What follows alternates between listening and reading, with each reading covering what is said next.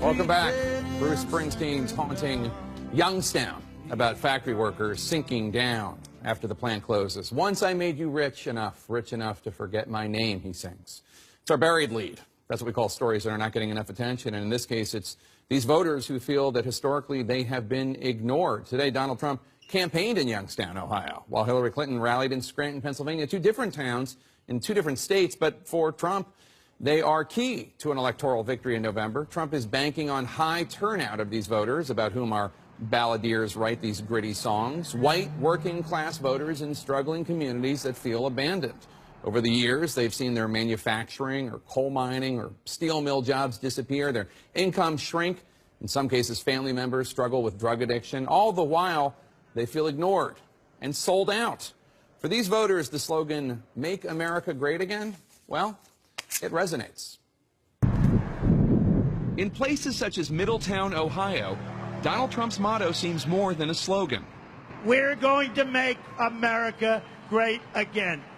Here, where businesses and families are struggling, it's almost as if Trump is talking directly to them. I want jobs and I want wealth to stay in America. The majority of residents here are white working-class voters, such as Lori Henning. The steel mills are not doing as well as they used to. The paper mills have gone. So Middletown is a struggling community, but it's a great community. It really is. It has great people here. And Ori Baker, who's originally from Kentucky, a truck driver at the local steel mill, which is still standing, though its best days are in its rearview mirror. Ori Baker is a Trump man all the way. He ain't never went downhill at nothing. He's went up at everything he's done. Put him in president and he'll go up. He'll take us up. If Hillary gets in, we're gone.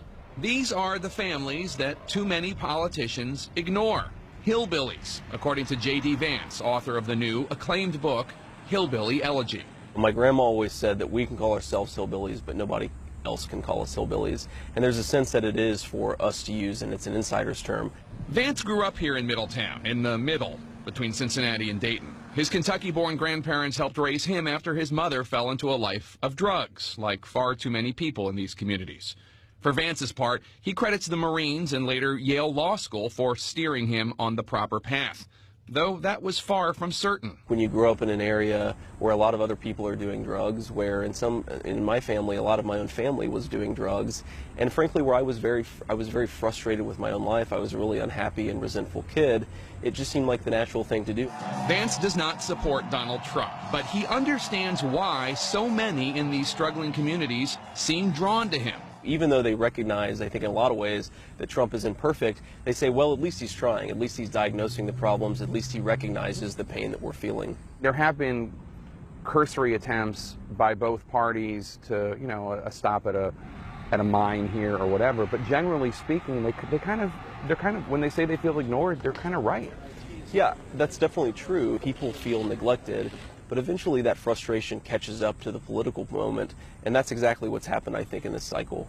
How stupid our politicians are. According to Vance, Trump's brash, sometimes offensive approach to politics is pivotal to his appeal.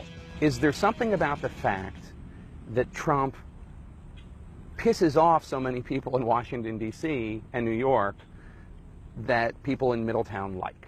Absolutely. If you're from Middletown, you feel like you don't have a voice, right? What Trump does is take the people who you wish you could say something to, you wish you could insult, you wish you could go after them, and he does it for you. That's something very, very liberating in his rallies, and frankly, even I'm attracted to. Well, a lot of Americans are very uncomfortable with a lot of the rage that they discern at these rallies. The minority of people that are expressing jubilation at offensive ideas, but they're still there. Absolutely, they're still there, and I think we have to recognize that they're still there and be very aware of it.